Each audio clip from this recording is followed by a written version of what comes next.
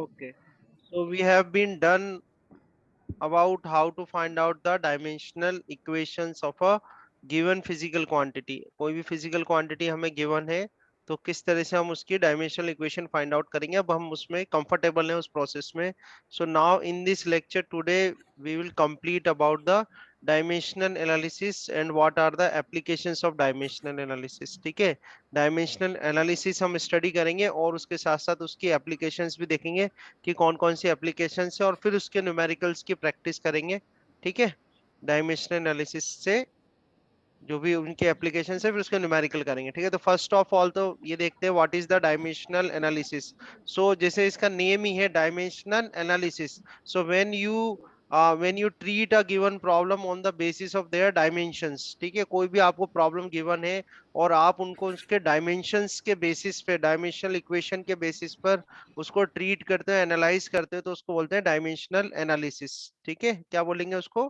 Dimensional analysis. ठीक है, अब कुछ पॉइंट्स आपको बताते हैं. जैसे only those physical quantities which have same dimensions can be added और सब्ट्रैक्टेड. ठीक है, जैसे आपसे कहते हैं कि 2 मीटर अपॉन सेकेंड है, या इस तरह से लेते हैं कि 2 जूल एंड 4 जूल है. ठीक है, 2 जूल एंड 4 जूल है. तो आपसे कहें कि टोटल वर्क बताओ कितना होगा, तो टोटल वर्क क्या करना है आपको, 2 + 4 कर दोगे, 6 जूल जो है वो टोटल वर्क आपके पास आ जाएगा. ठीक है, तो आप देखें यहाँ joule and joule both are the units of work, दोनों ही वर्क की या एनर्जी की यूनिट्स है. तो यूनिट सेम है. ठीक है, दोनों सेम फिजिकल क्वांटिटी को रिप्रेजेंट कर रहे हैं. तो जो भी फिजिकल क्वांटिटीज हैं जिनकी डायमेंशन सेम होती है can be added and subtracted. Add या सब्ट्रैक्ट उनको आप कर सकते हो. This is called principle of homogeneity. इसको बोलते हैं principle of homogeneity of dimensions. ध्यान रखना आप, इसे क्या कहते हैं? Principle of homogeneity of dimensions. ठीक है, only those physical quantities which have same dimensions can be added और सब्ट्रैक्टेड. वही क्वांटिटीज एड हो सकती हैं या सब्ट्रैक्ट हो सकती है. ठीक है, डिवाइड आप कर सकते हो, मल्टीप्लाई आप कर सकते हो, पर ऐड और सब्ट्रैक्ट वही होंगी जिनकी क्या होंगी? डायमेंशन, जिनकी डायमेंशंस क्या हो? सेम हो. ठीक है, now next thing, dimensions can be multiplied and cancelled like normal algebraic methods. जो भी मैंने पॉइंट आपको बताया है कि जो डायमेंशंस है वो सिंपल जैसे मैथमेटिकल आपके ऑपरेशंस होते हैं उस तरह से आप परफॉर्म कर सकते हो. दे कैन बी मल्टीप्लाइड और कैंसिल्ड. ठीक है, कैंसिल मतलब आप डिवाइड कर दो, फिर जैसे पावर्स जैसे हम नॉर्मली सॉल्व करते हैं मैथमेटिक्स में उस तरह से आप सॉल्व कर सकते हो. ठीक है, now in mathematical equations quantities on both sides must always have same dimensions. इसका क्या मीनिंग हुआ? इस पॉइंट का क्या मीनिंग हुआ? इस पॉइंट का मीनिंग ये है कि if you have any equation, any physical equation, like you have equation F is equal to ma. Now this equation can be dimensionally correct. ठीक है, ये डायमेंशनली करेक्ट कब होगी? It will be dimensionally correct only when the dimensions of each term, हर एक term की the dimensions of each term. अब यहाँ पर हम यूज करेंगे डायमेंशनल फॉर्मूला.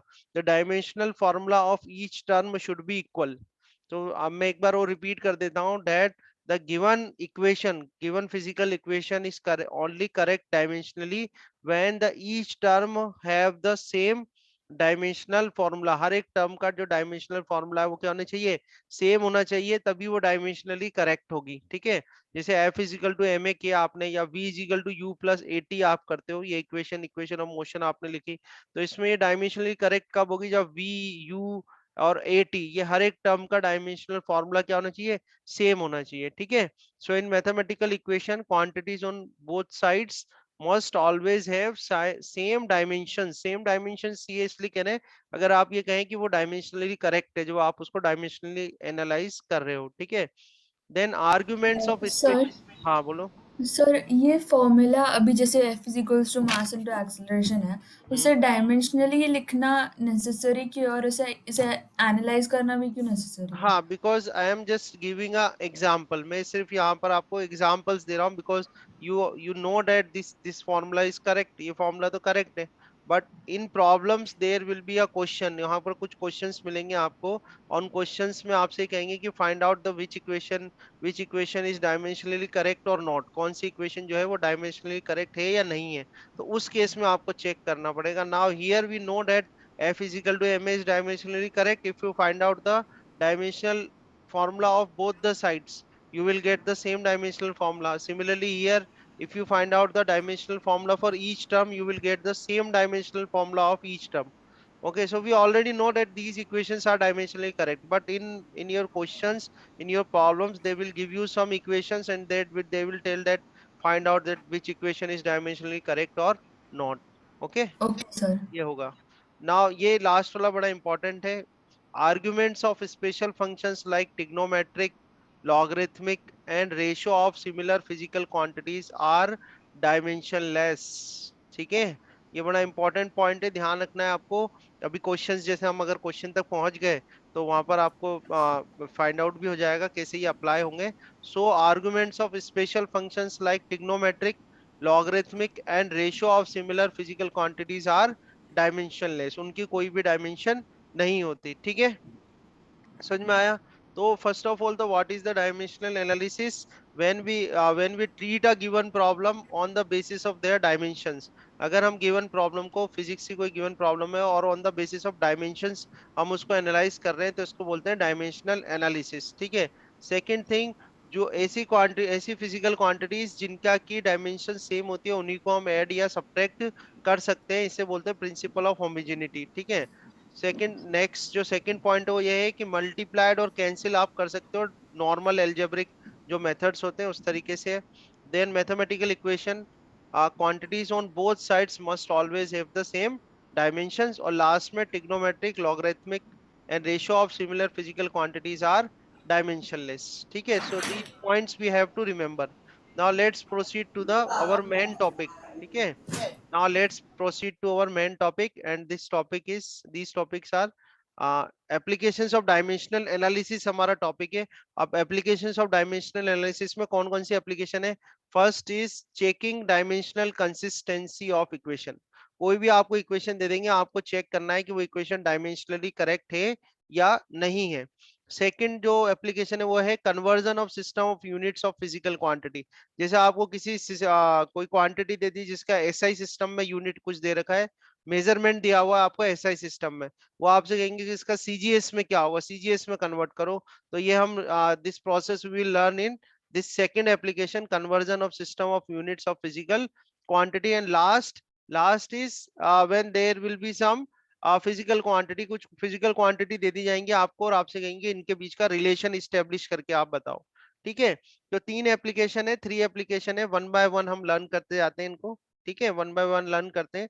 जैसे फर्स्ट एप्लीकेशन है checking dimensional consistency of equation. या आप कह सकते हो कि we will check that the given equation is dimensionally correct और नॉट। कोई भी इक्वेशन जो है वो डायमेंशनली करेक्ट है या नहीं है। ठीक है, जैसे फर्स्ट आगे हम, ये रहा checking dimensionally consistency of equation. यही चेक करना है अपन को डायमेंशनली करेक्ट है या नहीं है। तो देखो ये स्टेटमेंट है, ध्यान रखना आपको। If the dimensional formula of each physical quantity given in both sides of equation is same, then a equation is called dimensionally correct. ठीक है, समझ में आया? कोई भी आपको इक्वेशन दे दी जाएगी और उस इक्वेशन में आपको हर एक टर्म का डायमेंशनल फॉर्मूला फाइंड आउट करना है, और डायमेंशनल फॉर्मूला अगर हर एक टर्म का सेम आ जाएगा ईच टर्म का, तो आप कहेंगे that the given equation is dimensionally correct. ठीक है, तो कुछ एलिमेंट्री क्वेश्चंस मैंने यहाँ बताया हुआ है, जैसे जो लीनियर मोमेंटम होता है, P is equal to M into we.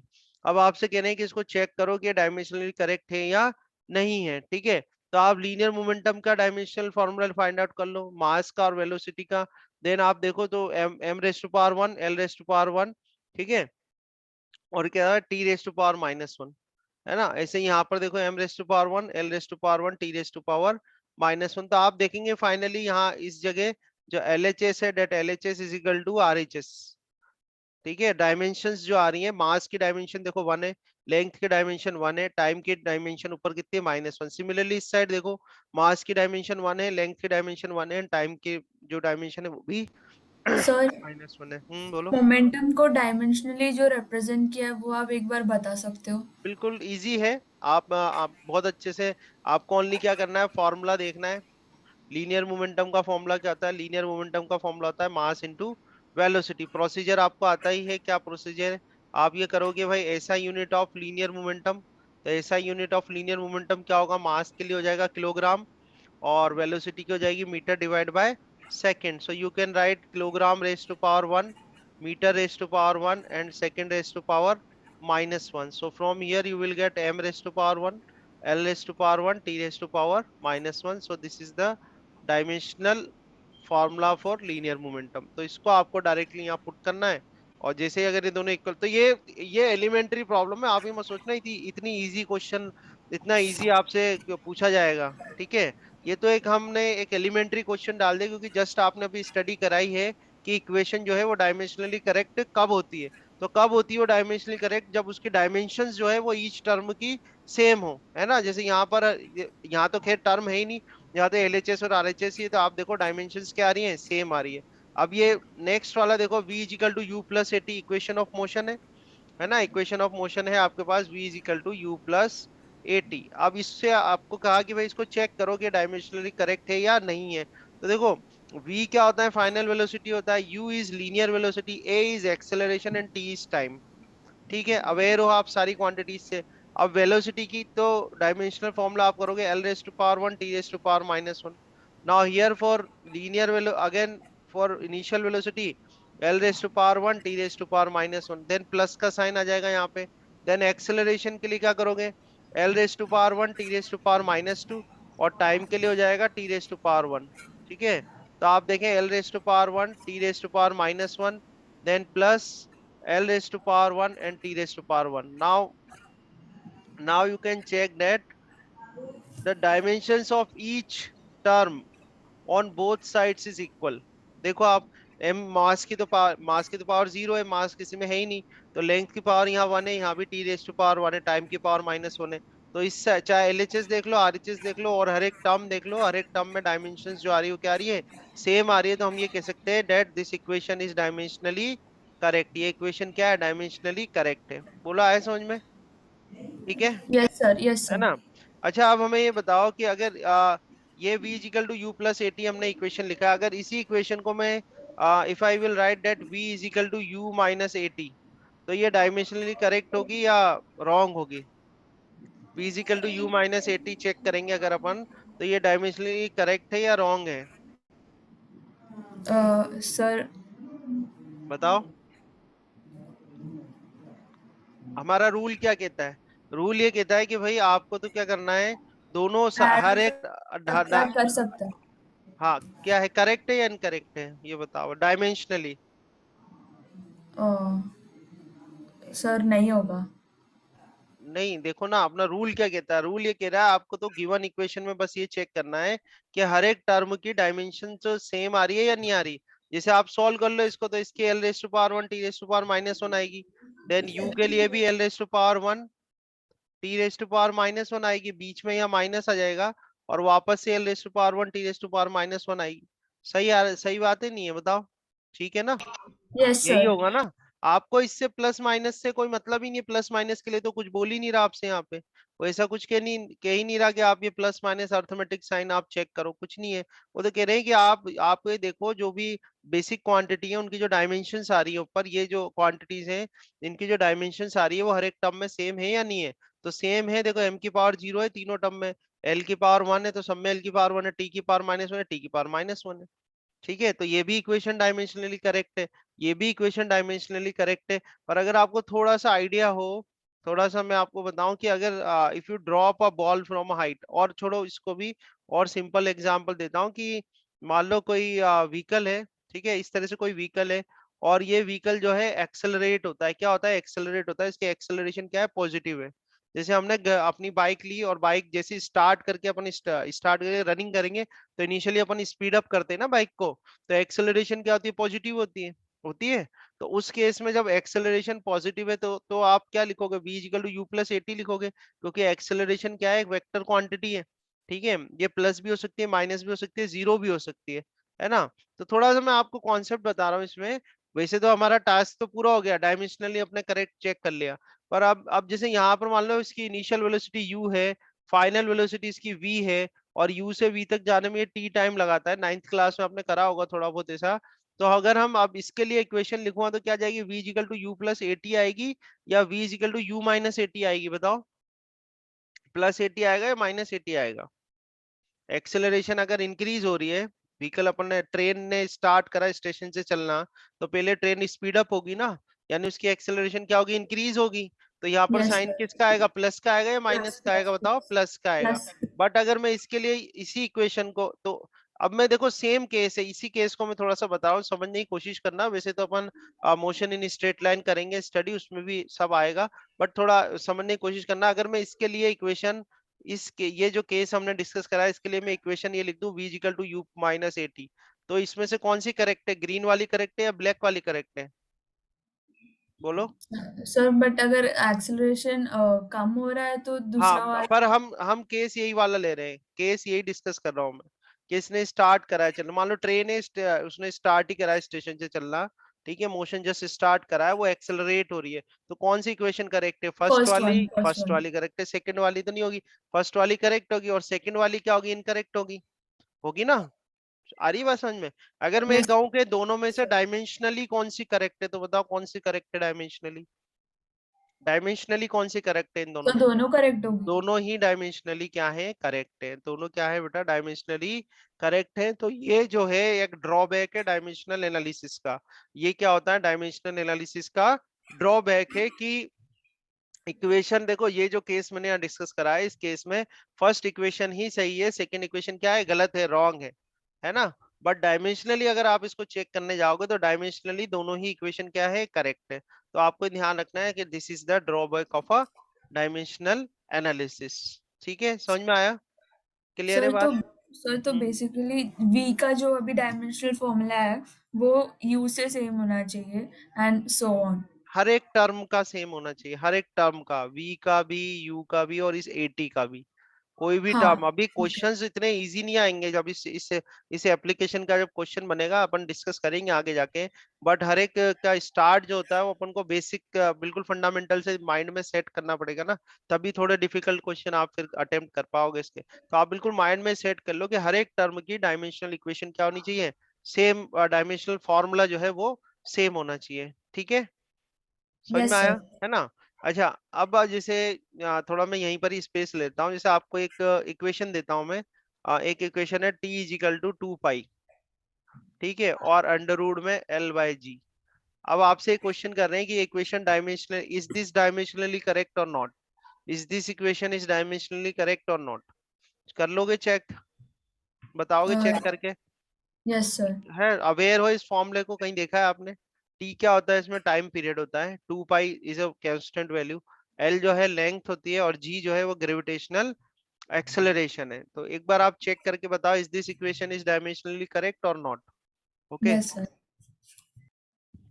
देखो हमें बताओ, ये टी जो है, ये T is a time period, ठीक है। सो टाइम पीरियड की यूनिट क्या होती है, सेकंड होती है, नहीं होती, होती है यस ना, सर। ठीक है। 2 पाई का तो कोई यूनिट है ही नहीं, यूनिट लेस है ना। अब यहाँ पर क्या है, लेंथ जो है, लेंथ की यूनिट क्या हो जाएगी, मीटर, यस। ठीक है। जो ग्रेविटेशनल एक्सेलरेशन है उसकी क्या होगी, सेम फैमिली है, एक्सेलरेशन है, तो मीटर अपॉन सेकंड स्क्वायर, और ये रेस टू पावर क्या कर दोगे, 1/2, स्क्वायर रूट में है ना वो, ठीक है। Yes sir. मीटर से मीटर कैंसिल हो जाएगा, ठीक है। आपके पास क्या आ जाएगा, सेकंड स्क्वायर, और ये रेस टू पावर क्या है, 1/2, इससे कैंसिल हो जाएगा। सो here you have second, here you have second, तो सेकंड के लिए क्या करेंगे अपन, टी रेस टू पावर 1 कर देंगे, और यहाँ भी क्या कर देंगे, टी रेस टू पावर 1। तो dimensional formula of both the sides is equal, so this equation is dimensionally correct. Okay, सही है। सर एक मिनट, मैंने किधर गलत किया वो दिखा हाँ दे। चेक करो आराम से, देखो।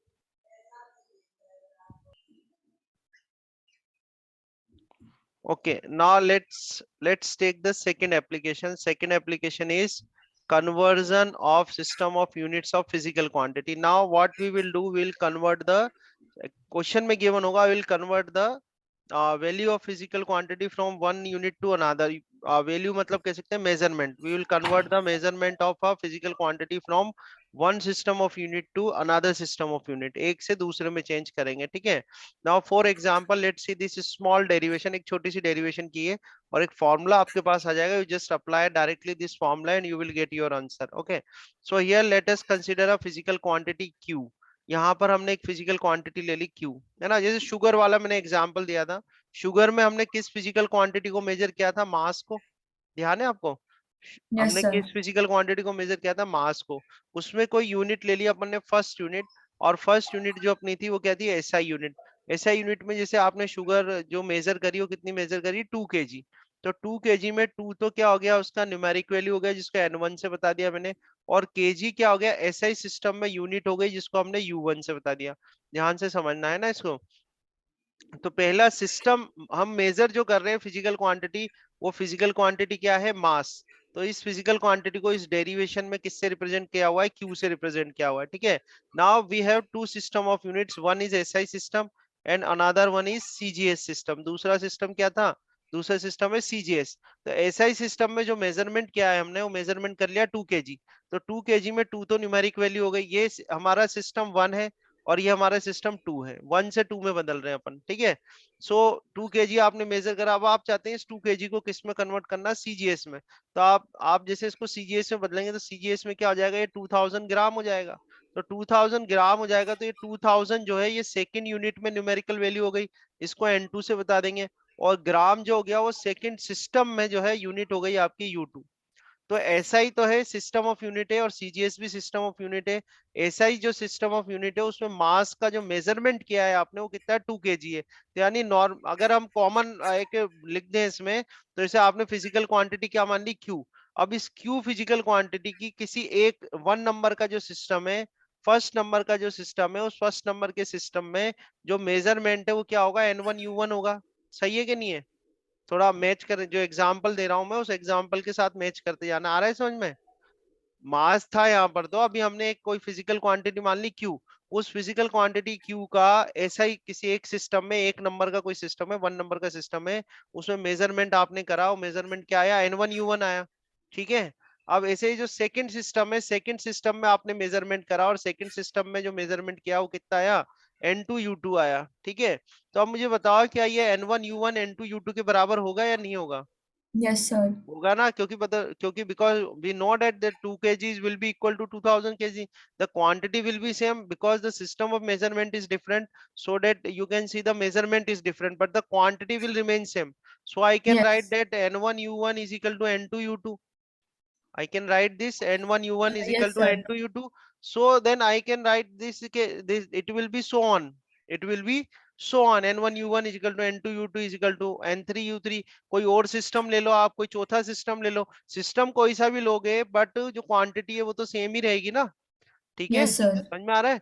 तो हम ये कर हाँ। सकते हैं, so I can write that nu is equal to constant कर सकता हूं मैं, कर सकते हैं, ठीक है। Nu is equal to हम क्या लिख सकते हैं, कांस्टेंट, है ना। तो कांस्टेंट लिख दिया अपन ने। अच्छा एन इज इक्वल टू हम ये कर सकते हैं कि constant, constant divide by you कर देंगे। अगर आप कांस्टेंट को हटा दोगे तो प्रोपोर्शनल का साइन आ जाएगा, तो एन प्रोपोर्शनल टू 1/u हो जाएगा। आया नहीं आया समझ में, ये आपको एमसीक्यू क्वेश्चन मिल जाएंगे काफी जगह। तो एन क्या होती है, न्यूमेरिक वैल्यू होती है, और यू क्या होता है, यूनिट होता है। अगर आप यूनिट लेस करते जाओगे तो न्यूमेरिक वैल्यू इंक्रीज होती जाएगी, आप देख सकते हैं, you can see here that you are on a SI system, then you go to CGS system। आप CGS पे चले गए, तो CGS पे चले गए तो यूनिट, सिस्टम ऑफ यूनिट आपने डिक्रीज करी तो देखो न्यूमेरिक वैल्यू इंक्रीज हो गई, 2 से न्यूमेरिक वैल्यू कितनी हो गई, 2000 हो गई। समझ में आ रहा है नहीं आ रहा, ठीक है, यहाँ तक बात समझ में आई, यस सर। है ना। तो ये तो एक बात हो गई, यहाँ से आपको जो है ये भी एमसीक्यू मिल जाएगा, एन प्रोपोर्शनल टू 1/u होता है। अब एक बार और रिपीट कर रहा हूँ, ध्यान से समझना, हर एक को स्पेसिफिकली बोलना है आपको। क्यू जो है वो फिजिकल क्वांटिटी है, और 1 जो हमने बताया हुआ है वो सिस्टम ऑफ यूनिट है, 2 भी एक सिस्टम ऑफ यूनिट है, n1 u1 जो है वो फर्स्ट सिस्टम ऑफ यूनिट में मेजरमेंट है फिजिकल क्वांटिटी का, n2 u2 जो है वो सेकंड सिस्टम ऑफ यूनिट में मेजरमेंट है फिजिकल क्वांटिटी का। ठीक है, यहाँ तक आया समझ में, है ना। हाँ। अब देखो, अब ये सब मैंने यहाँ मेंशन भी किया हुआ है, जैसे सिस्टम 1 है तो सिस्टम 1 में numeric value of measurement of physical quantity n1, unit of measurement of physical quantity क्या है, u1 है, तो मेजरमेंट कितना हो जाएगा, n1 u1 हो जाएगा, क्लियर है। ऐसे सिस्टम 2 में न्यूमेरिक वैल्यू n2 है, यूनिट जो है वो u2 है, और मेजरमेंट ऑफ फिजिकल क्वांटिटी क्या है, n2 u2 है। तो हमने कहा कि n1 u1 is equal to क्या होता है, n2 u2 होता है। तो जनरली आपको वैल्यू देके आपसे n2 की वैल्यू पूछी जाती है क्वेश्चंस में, क्या पूछा जाता है, n2, generally they will ask about the n2, so what will be n2, n2 is equal to n1 u1 upon u2, you can write here, मैं दोबारा लिख देता हूँ, n2 is equal to आपके पास क्या जाएगा, n1, and here u1 divide by u2, ठीक है। अब u1 और u2 क्या यूनिट्स है, u1 और u2 क्या यूनिट्स है, तो वहां से आप डायमेंशनल इक्वेशन लिख सकते हो।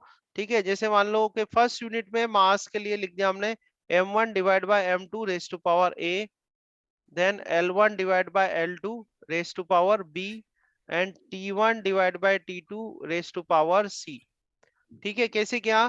फर्स्ट यूनिट में मास की यूनिट लिखनी है आपको, ठीक है, सेकेंड यूनिट में मास की यूनिट, देन फर्स्ट यूनिट में लेंथ की यूनिट, सेकेंड में लेंथ की जो भी यूनिट है सेकेंड सिस्टम में। वन और टू किसको रिप्रेजेंट कर रहे हैं? सिस्टम ऑफ यूनिट को। ठीक है, इसी तरह से टाइम का भी करना है आपको। ठीक है, और एबीसी क्या होगा? एबीसी वो जो भी फिजिकल क्वांटिटी है उसकी क्या हो जाएगी? डायमेंशन हो जाएगी। तो आपको डायरेक्ट ये फॉर्मूला लगाना है, N2 आपसे पूछा जाएगा क्वेश्चन में। आया नहीं आया समझ में? कुछ आया? Yes sir. आ गया कंप्लीट पूरा? सर ठीक थोड़ा है, अभी इससे थोड़ा है ना, तो रिलेटेड हाँ मैं क्वेश्चन। एक क्वेश्चन कराता हूँ इससे रिलेटेड, बिकॉज हर एक नंबर ऑफ स्टूडेंट्स को फर्स्ट टाइम में ही आता नहीं है। आता मतलब वो क्लियरिटी नहीं आती। एक एग्जांपल करो, देखो उससे आएगा। जैसे आपसे कहते हैं कि हम एसआई सिस्टम में हमने फोर्स का मेजरमेंट करा, एसआई सिस्टम में फोर्स का मेजरमेंट करा, और जो मेजरमेंट था वो 4 न्यूटन था। अब ये कह रहे हैं कि convert it into a CGS system. किस में कन्वर्ट करो इसको? सीजीएस सिस्टम में। आ रही बात समझ में? क्वेश्चन अभी मैं और बताऊंगा आपको। अभी यहाँ पर क्या करा? फोर्स का मेजरमेंट करा है।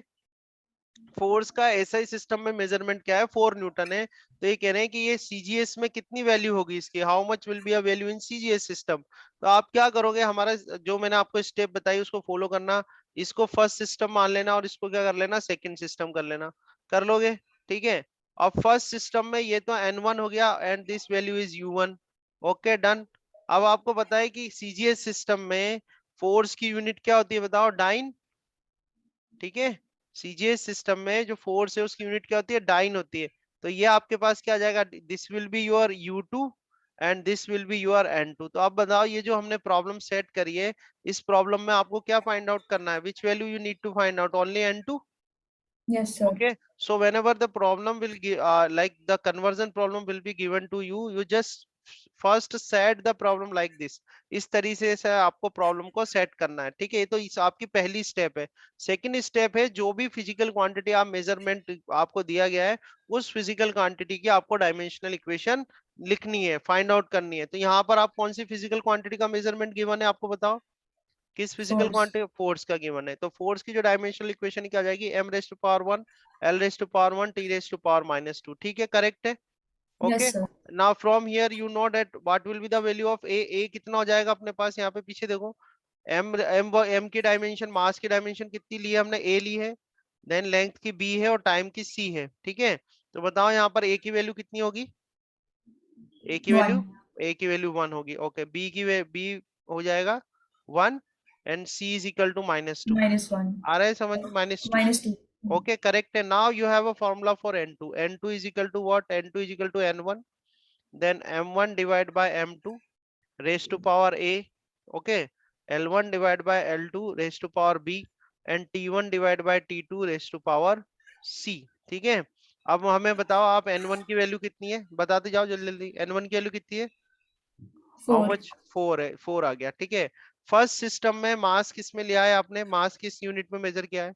फर्स्ट सिस्टम में मास की यूनिट क्या है बोलो? फर्स्ट सिस्टम कौन सा है आपका? एसआई है। एसआई में मास किस में लेते हो आप? केजी। केजी में, किलोग्राम आ जाएगा। अच्छा, सेकंड सिस्टम जो है उसमें मास की यूनिट क्या लोगे आप? ग्राम। ग्राम लोगे, ग्राम आ गया। ठीक है, ए की वैल्यू कितनी है? 1, तो ये 1 कर दोगे आप। यहाँ पर लेंथ किस में हो जाएगी? मीटर में, ये सेंटीमीटर में। इसकी पावर देखो, ये 1 हो जाएगी। देन टाइम यहाँ पे सेकंड में, और इसकी पावर यहाँ पर हो जाएगी -2। Okay, now what you will do next step? 1 kilogram is equal to 10⁻³ gram divide by gram raise to power 1। 1 metre is equal to 100 centimetre. ठीक है, divide by centimetre raise to power 1। यहाँ second से second cancel, 1 raise to power -2 क्या होगा? 1 ही होगा। ठीक है, so here you will get 4। Gram to gram cancel करना, सेंटीमीटर से सेंटीमीटर कैंसिल करना, you will gate 10⁻³ from here and 10⁻² from here. ठीक है, आपके पास आंसर क्या आ जाएगा? 4 into 10⁻5। So you just put your answer here. ये जो आपने बनाया था यहाँ पे, यहाँ पुट कर दो 4 इंटू 10⁻5। तो ये आपका आंसर आ गया कि जो 4 न्यूटन वैल्यू है एसआई सिस्टम में, उसकी वैल्यू कितनी थी? 4 इंटू 10⁻5 डाइन। आई स्टेप समझ में? अभी स्टेप समझनी है, प्रॉब्लम्स तो अभी हमारे पास बहुत है डिस्कस करने को। स्टेप समझ में आई नहीं आई ये बताओ?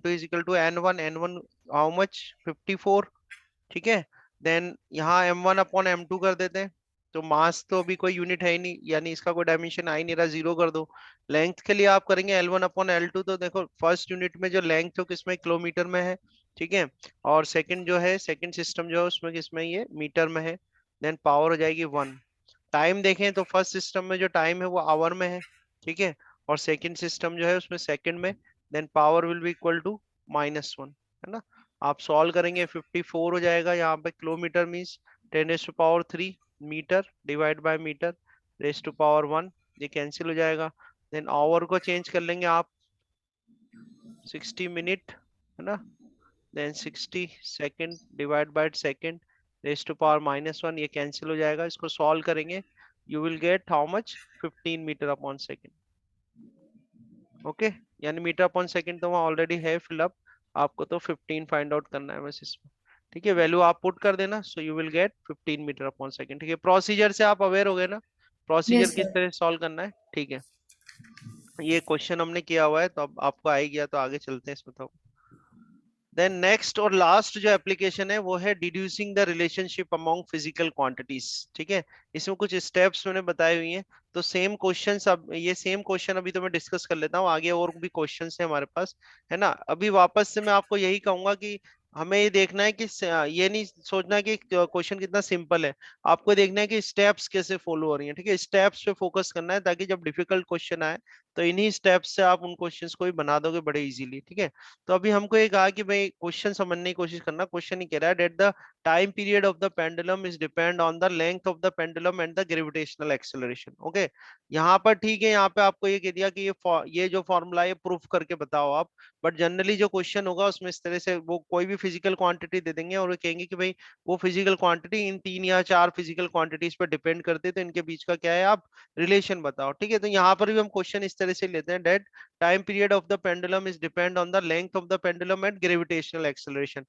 Now he is saying that time period depends on length of the pendulum and gravitational acceleration. So our first step is to write t is proportional to L raised to power a and g raised to power b. Means ये है कि if you raise the power of length by a and the power of g by b, समझ रहे हो बात को। अगर length की पावर हम a से रेस कर देंगे, g की पावर b से रेस कर देंगे, then this value is depend, these are the values which represents the time period. किसको रिप्रेजेंट कर रही है, फिर टाइम पीरियड को रिप्रेजेंट करते हैं। सबसे पहली फर्स्ट स्टेप तो आपको ये करनी है कि ये क्वांटिटी जिन पे डिपेंड्स कर रही है, वो डिपेंड कर रही है जिन जिन पे, तो प्रोपोर्शनल सर करके उनकी, हाँ बोलो। सर फॉर जी का जो पावर है वो माइनस होना चाहिए ना। ना ना, देखो आप क्वेश्चन समझो, अभी नहीं, अभी ये फॉर्मूला हमें पता ही नहीं है ना, ये तो इन्होंने प्रूफ करने को बोला है, तो अभी आप जानते ही नहीं है रिलेशन होता क्या है।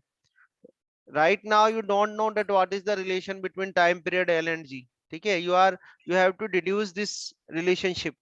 Okay, so don't go to the according to this formula, just go with this line। ये जो लाइन आपको दी हुई है क्वेश्चन में कि टाइम पीरियड किस पे डिपेंड कर रहा है, एल पर और जी पे, तो आपको क्या करना है, that time period is depending on length and g, and the dimension of length is a and dimension of g is b.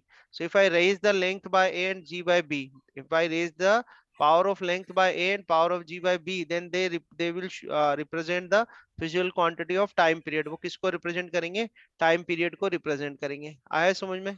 जो भी मैंने अभी ओके। बताया आपको, इनको एज इट इज आपको कह सकते हैं, वो रिसाइट करना है, अपना दिमाग में सेट कर लेना है, जो जो भी स्टेटमेंट्स में बता रहा हूँ आपको, ठीक है। अभी क्या करते हैं, प्रोपोर्शनल में तो सोल्व कर नहीं सकते हैं, तो क्या करते हैं, प्रोपोर्शनल को हटाते हैं। तो प्रोपोर्शनल जैसे ही आप हटाओगे, प्रोपोर्शनलिटी कांस्टेंट आ जाएगा, so we take proportionally constant के। So this is our first step whenever we have the question of this type of this application of dimensional analysis. This is our first step, this is the first step we have to do, पहली step आपकी ये है। Second step क्या है, second step में आपको करना है कि जो भी फिजिकल क्वांटिटी है उन सबके डायमेंशनल इक्वेशन लिखनी है आपको, ठीक है। You have to write the dimensional equation of each quantity, यानी लाइक टाइम पीरियड का क्या होगा डायमेंशनल इक्वेशन, लेंथ का और ग्रेविटेशनल एक्सेलरेशन का। तो आप टाइम ये सब जानते हैं, इस तरह से आप अपनी सेकंड स्टेप कंप्लीट करेंगे। थर्ड स्टेप में क्या करना है, थर्ड स्टेप में ये जो आपने डायमेंशनल इक्वेशंस फाइंड आउट करी है, इनको पुट करना है सेकंड इक्वेशन में। ये जो सेकंड इक्वेशन है, इसमें इन वैल्यूज को आपको पुट कर देना है, ये जैसे आपने पुट कर दिया। अब देखो क्या है कि if I say that this, ये जो इक्वेशन अभी आपके सामने है ये वाली, if this equation is dimensionally correct, if this equation is dimensionally, I am not proving that it is correct or not, I am just saying that this equation is dimensionally correct. If this equation is dimensionally correct, then dimension of each quantity should be each, the dimension of each term should be equal। जो dimension होनी चाहिए हर एक term की, वो क्या होनी चाहिए, equal होनी चाहिए। यही पढ़ा है ना अपने प्रिंसिपल ऑफ होमोजेनिटी से, yes principle sir. Of homogeneity यही कहता है। तो हम क्या करेंगे, बेस जिन जिन के बेस से उनकी पावर जो है वो अपन इक्वेट कर देंगे। जैसे आप देखें यहाँ पर टाइम की पावर कितनी है, 1 है, और यहाँ फाइनली हमें लेंथ मिल रहा है और टाइम मिल रहा है, तो लेंथ की पावर a प्लस बी है, but this side you do not have length, so a plus b equal to 0 हो जाएगा। And here minus two b is equal to 1 कर देंगे, minus two b is equal to 1 कर देंगे। So by this process you will get the value of a and b। जो आपने dimension starting में assume करी थी उनकी वैल्यूज आपको मिल जाएंगी, like you will get value of b is -1/2 and value of a is 1/2। फिर आपको क्या करना है, ये जो वैल्यूज है इनको वापस पुट कर देना है इस इक्वेशन में। किस इक्वेशन में, इस सेकंड इक्वेशन में। तो सेकंड इक्वेशन में a और b की वैल्यू आप पुट करो, then you will finally get the formula t is equal to k under root l by g, t is equal to k under root l by g। ठीक है, आया समझ में। Yes sir. ये अच्छा, एक बार व्हेन यू आर अच्छी practice आप कर लोगे, फिर आपको स्टेप्स से जाने की भी कोई रिक्वायरमेंट नहीं है। स्टेप्स हमने बनाई हुई हैं ताकि जो स्टार्टर हैं, जो फर्स्ट टाइम इस तरह की प्रॉब्लम कर रहे हैं, उनको इजीनेस हो जाए स्टेप्स से, ठीक है। अच्छा, अभी हमने थोड़ी देर पहले बात करी थी, आपको मैंने एक प्रॉब्लम दी थी कि t is equal to 2 pi under root l by g. इसको आपको चेक करना था ये इक्वेशन डायमेंशनली करेक्ट है या नहीं है। तो देखो ये जो फॉर्मूला है, ये पेंडुलम के टाइम पीरियड का formula, time period of a pendulum. So if you compare these two equations, अगर आप इसको और इसको कंपेयर करो, तो k की वैल्यू कितनी आ रही है, k is equal to two how pi. Much, 2 pi आ रही है। तो आप देखेंगे अगर आप ये डायमेंशनल एनालिसिस करते हो, तो इस डायमेंशनल एनालिसिस से you are not be able to find out the value of constant. Constant की वैल्यू आप डायमेंशनल एनालिसिस से फाइंड आउट नहीं कर सकते हो। ये एक और इसका क्या हो गया, डिसएडवांटेज हो गया, आप कह सकते हैं ड्रॉबैक हो गया, that value of constant can't be determined by the dimensional analysis. आया समझ में, ठीक ओके। है। अब यस हम सर। करेंगे क्वेश्चंस। अब क्वेश्चंस आपको जज करने हैं कि कौन सी एप्लीकेशन के हैं, मिक्स क्वेश्चंस हैं, ठीक है। और इस तरह से अपना डायमेंशन वाला पार्ट जो है वो डन हो जाएगा। बस आपको प्रॉब्लम सॉल्व करनी है, प्रॉब्लम सॉल्विंग करनी है ना। तो देखो, इसमें हम पेज ऐड कर देते हैं। ये फर्स्ट क्वेश्चन है, क्वेश्चन नंबर 1, ठीक है। क्वेश्चन नंबर 1 ये कह रहे हैं कि if velocity, time and force were chosen as basic quantity, velocity, time and force, ठीक है। ये कह रहे हैं if velocity, time and force are chosen as basic quantities. अगर आपका जो भी बुक है, आप उसमें प्रॉब्लम्स अगर सॉल्व कर रहे हैं, ट्राई कर रहे हैं, तो ये क्वेश्चन काफी मिलेगा आपको कि v means velocity, t means time, f means force, ठीक है। If velocity, time and force are the basic quantities, then what is the, find the dimensions of mass. तो ये कह रहे हैं कि मास जो है उसकी डायमेंशन क्या होगी, find find dimension of, find dimension of mass. तो ये अपनी तरीके की प्रॉब्लम है। देखो एप्लीकेशन तो वो 3 है, उनमें से ही कोई सी लगनी है।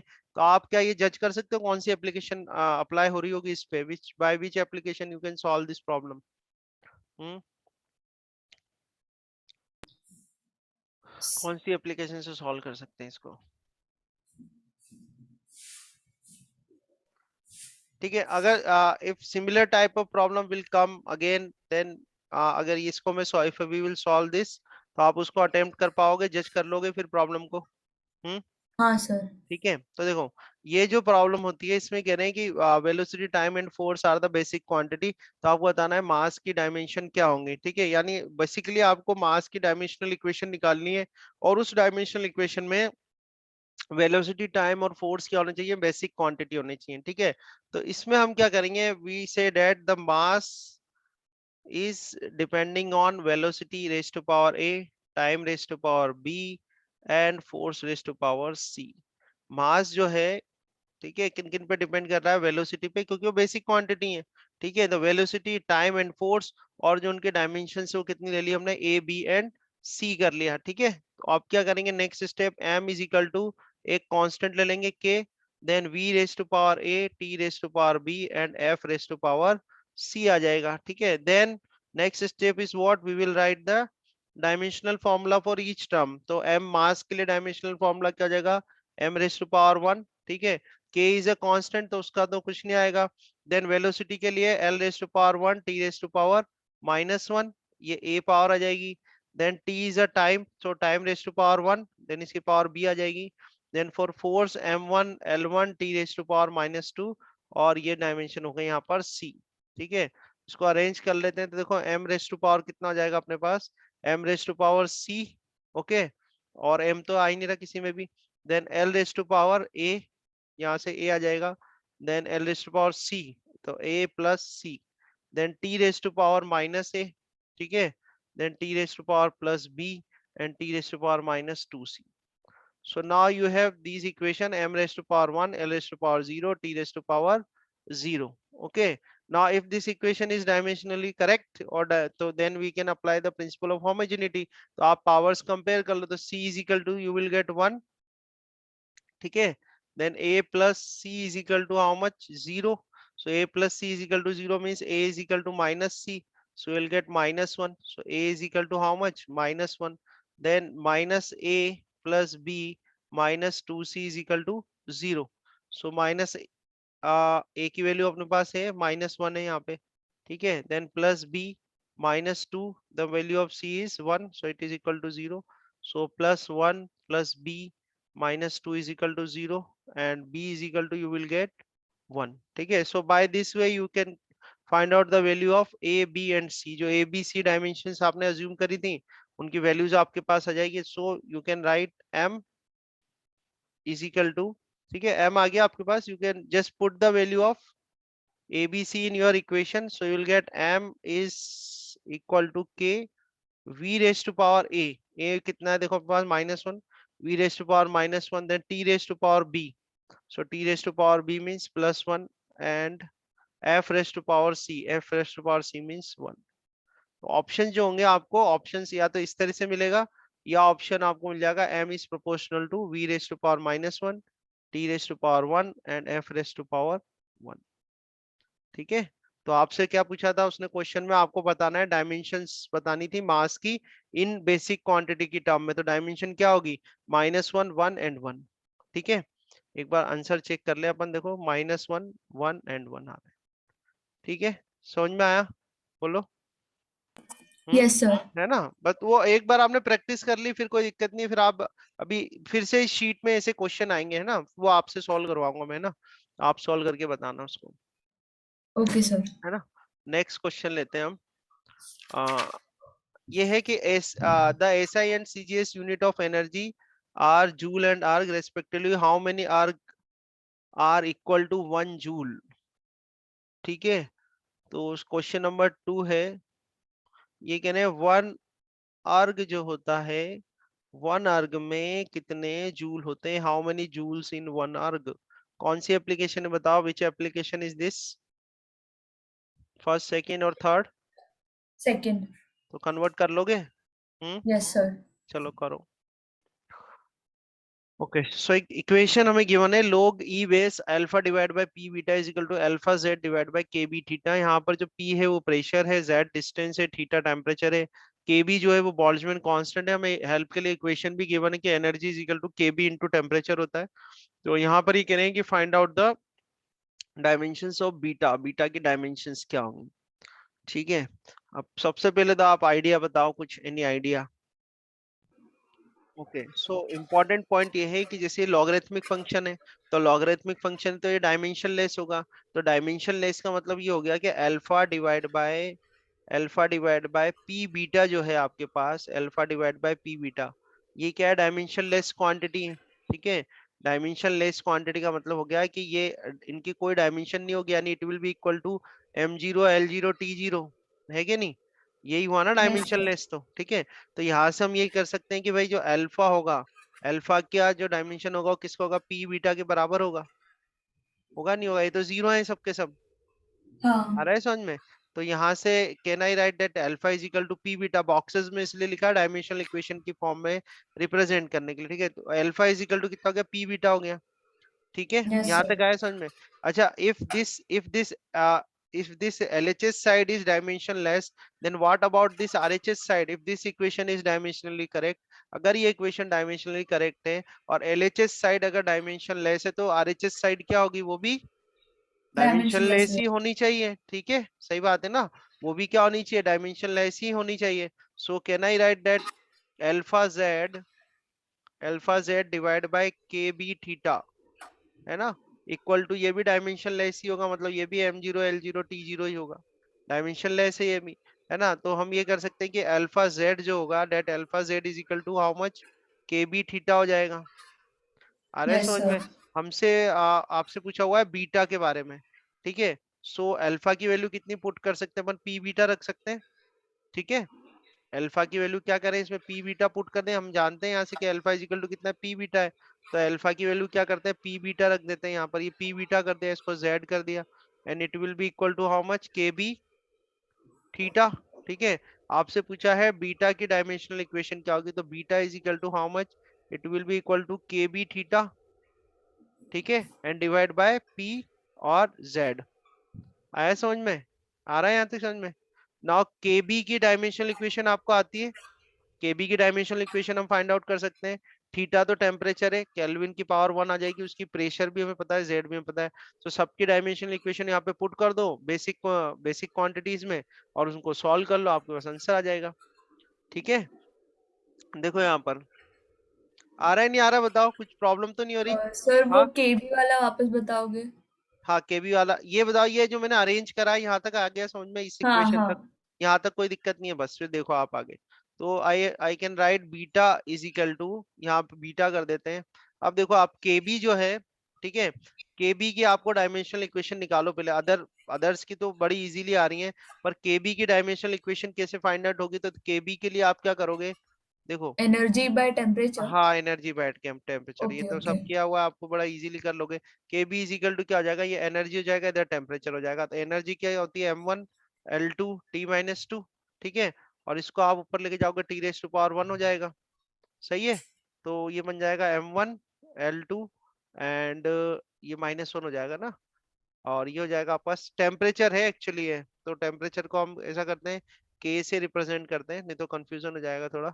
ठीक है, तो टेम्परेचर है, तो टेम्परेचर के लिए क्या करें, k⁻⁻1 कर दूं मैं, तो m1 L2 T-2 k⁻⁻1, बोलो सही है क्या, हाँ करेक्ट सर। है ना। m1 L1 T-2 न्यूटन की होती है, तो जूल के लिए अपन मीटर से मल्टीप्लाई कर देंगे तो ये आ जाएगा।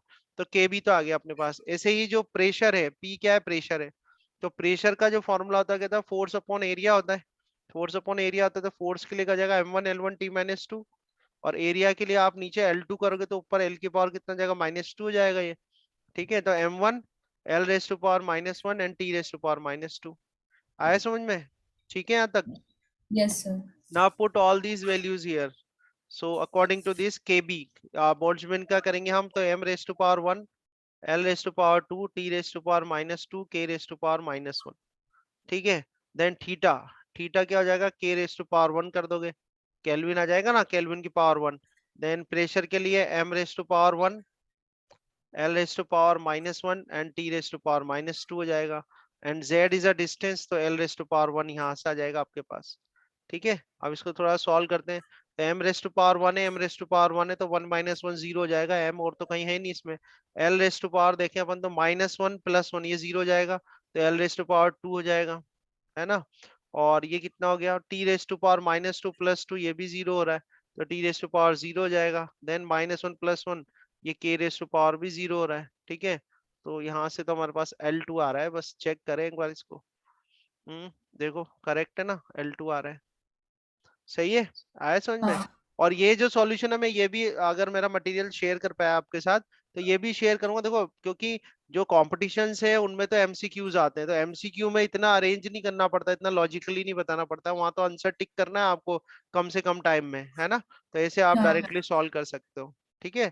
बट आप प्रॉपरली रीजन वाइज तो फिर इस तरह से आया समझ में। तो अच्छा क्वेश्चन है, कंपटीशन का क्वेश्चन था ये, पीएमटी में यानी जो मेडिकल का एग्जाम होता है उसका क्वेश्चन था ये। आया समझ में, ठीक है। Yes sir. है ना।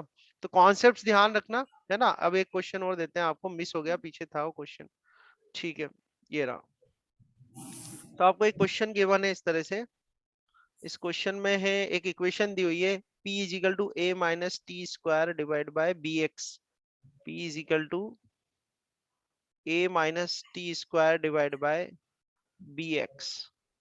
ये कह रहे हैं कि find find units and dimension, ठीक है, find units and dimensions, units and dimensions of a and B.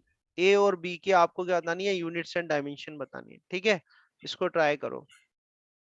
Okay, so आपको इक्वेशन गिवन है P is equal to a minus t square divided by bx, so we can write this equation like P is equal to a divided by bx, okay, and minus t square divided by bx. We can write this equation like this, okay. Now this, if this equation is principally if this equation is dimensionally correct, अगर ये equation जो है वो dimensionally correct है, तो हर एक term की जो डायमेंशनल फॉर्मूला आएगा वो क्या होना चाहिए, इक्वल होना चाहिए, ठीक है। यानी हम ये कह सकते हैं कि जो प्रेशर का आएगा आपका डायमेंशनल फॉर्मूला, वही ए डिवाइड बाय बी एक्स का भी होना चाहिए, होना चाहिए नहीं होना चाहिए, है कि नहीं। Yes sir. करेक्ट है ना बात।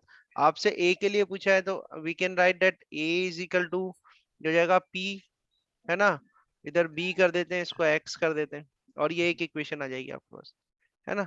नाउ सिमिलरली जो प्रेशर का होगा, वही किसका होना चाहिए, T square divide by B X का भी होना चाहिए, होना चाहिए। तो यहाँ से बी फाइंड आउट करें हम अगर, तो बी के लिए कितना आ जाएगा, बी के लिए हो जाएगा आपके पास t square divide by x, and pressure का हो जाएगा पी, ठीक है। अब टी क्या है, टाइम है हमारे पास, टाइम के लिए क्या कर देंगे, T raise to power 2, X जो है डिस्टेंस है तो एल की पावर 1, और प्रेशर का भी हमने फाइंड आउट किया ही था, प्रेशर के लिए क्या करते हैं हम, फोर्स अपॉन एरिया कर देते हैं, ठीक है।